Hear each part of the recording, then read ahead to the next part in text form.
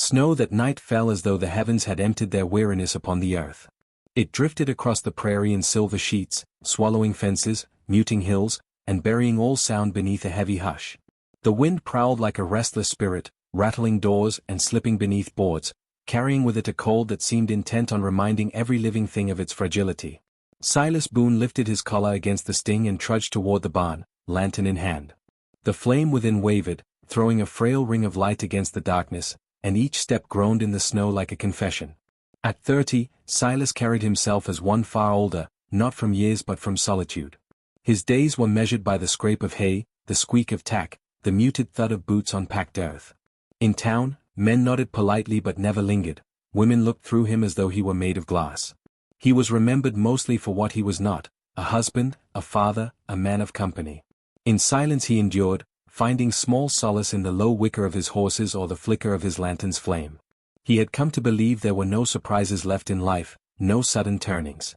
And then, one winter night, his silence broke. It was the horses that warned him first, shifting nervously in their stalls as the wind clawed harder at the door. Silas lifted the lantern higher. Its glow stretched across the beams, over the shadows, and came to rest upon a shape half buried in hay. He froze, his breath lodging in his throat. A figure, slight, curled, unmoving save for the faint stir of breath. He stepped closer, the lantern trembling in his grip. For one strange instant, he thought it might be a ghost conjured by loneliness. But the light found a face. A woman lay there, her skin touched with frost, braids tangled, boots scuffed and worn thin. Her lips were tinged blue, yet there was a ferocity even in her stillness, as though she had chosen this place not by chance but by stubborn will. He should have shouted, demanded to know what she was doing in his barn. Instead, he crouched, lantern low, his heart pounding as though it might shatter the quiet. And in that pause, her eyes opened. Dark, sharp, startled. In an instant a knife gleamed in her hand, its edge quivering in the lamplight. The barn, vast a moment before, seemed too small to hold them both. Silas raised his hand slowly, palm outward. "I ain't here to harm you," he said, the words rasping from a throat unused to speech. The woman did not blink. Hunger hollowed her cheeks, exhaustion dragged her shoulders down, yet her gaze was as steady as the knife. Silence yawned between them, filled only by the restless horses. Then, with a suddenness that felt reckless even to himself, Silas reached into his coat. He drew out a crust of bread, saved from supper, and placed it gently on the hay between them. His hand trembled, not only from fear, but from the weight of what offering meant in that moment. Her eyes flickered to the bread. Suspicion lingered, but the fight in her muscles eased. Slowly, she lowered the knife, though she kept it close. She lifted the bread and ate, not greedily but with controlled hunger, as though to accept charity fully would wound her pride. Silas watched her, curiosity gnawing at caution. Who was she? Why had she chosen his barn? What storms had driven her to such a place? Yet he held the questions, sensing they were too heavy for the fragile quiet between them. The night stretched long.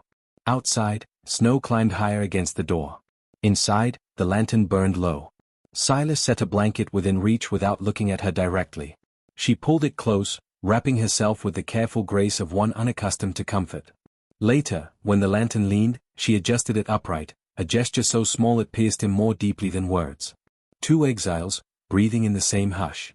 He lay awake long after she had drifted into uneasy sleep, listening to the storm, listening for ghosts, listening to the new rhythm her presence had given the air. Morning light was pale and gray, filtering weakly through cracks. Snow piled nearly to the sill, sealing them in. Silas's first thought was not of chores or cold but of the town. If they learned of her presence, tongues would lash like whips. He remembered Mrs. Whitcomb's sharp words years ago, "That Boone boy, no woman would have him. He'll end his days alone with his horses." He imagined her face if she knew an Apache woman slept under his roof. The scorn would cut deep, deeper still for the stranger who had already endured so much. For one moment, fear pressed on him, whispering to send her away. But when he turned, she was trying to scatter feed for the horses, her hands clumsy but intent. His chest tightened. Compassion overcame fear. He could not push her back into the storm. Later, when warmth from the fire softened her shoulders, she spoke at last. "Ahioka," she said, voice quiet but clear. Her name. Silas repeated it silently, as though afraid sound might break it. Ahioka, like a prayer half remembered. They spoke little else. Yet in their silence something grew. She mended a broken strap with nimble fingers, he carried water where she could reach it. Once, as they worked side by side, their hands brushed over leather, and for a breathless instant the world narrowed to that touch. It was not affection yet, it was recognition. Two souls marked by exile, finding themselves no longer invisible. But the world beyond their barn stirred restlessly. On the third day, hoofbeats thudded against the snow. The door creaked wide and Marshal Clay Dobbs stepped in, his hat rimed with frost. His gaze swept the barn, sharp and cold. "You seen a runaway Apache woman, Boone?"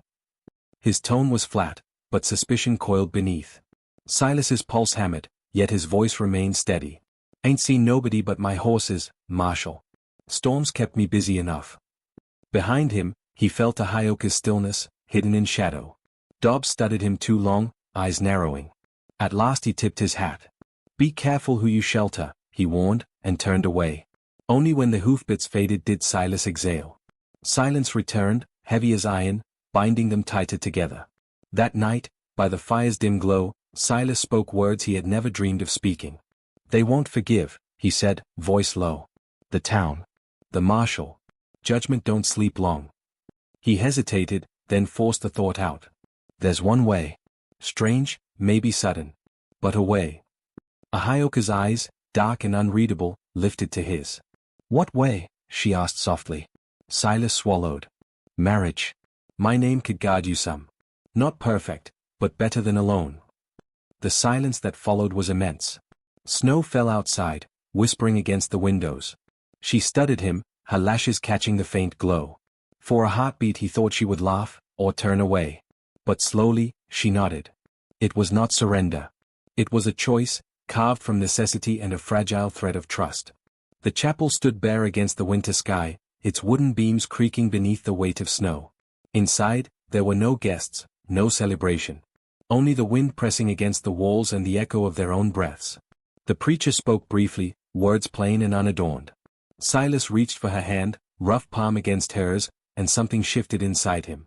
Not a blaze but a steady flame, as if the long years of loneliness had cracked open enough to let warmth through. When she spoke her vow, voice clear and unwavering, it was as though the storm itself hushed to listen.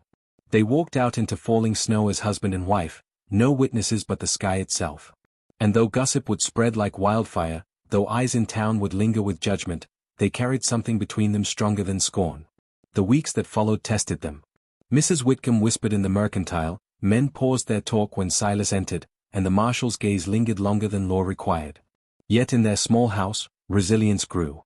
Ahioka rose early to tend the horses, her presence steady as breath. Silas found himself laughing, a low, rusty sound, when she teased him about his clumsy stitching or his habit of overfeeding the animals. In the quiet evenings, they shared more silence than words, yet that silence no longer felt like exile.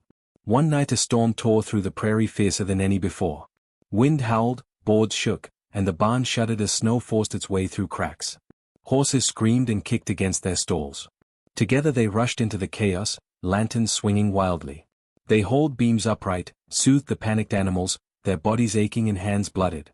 Snow blinded them, and exhaustion clawed at their limbs, but neither yielded.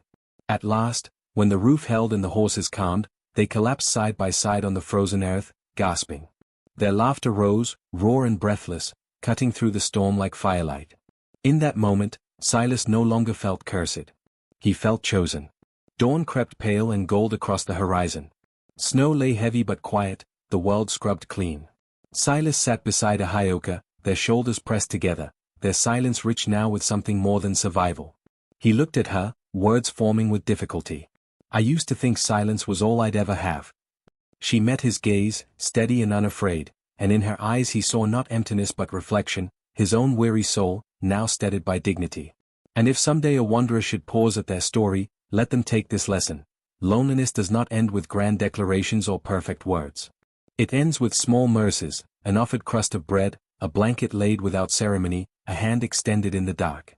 Even in the fiercest winter, the heart remembers the warmth of being seen. So, friend, never doubt what grace might wander into your barn one snowbound night, nor how it might change the silence within you forever.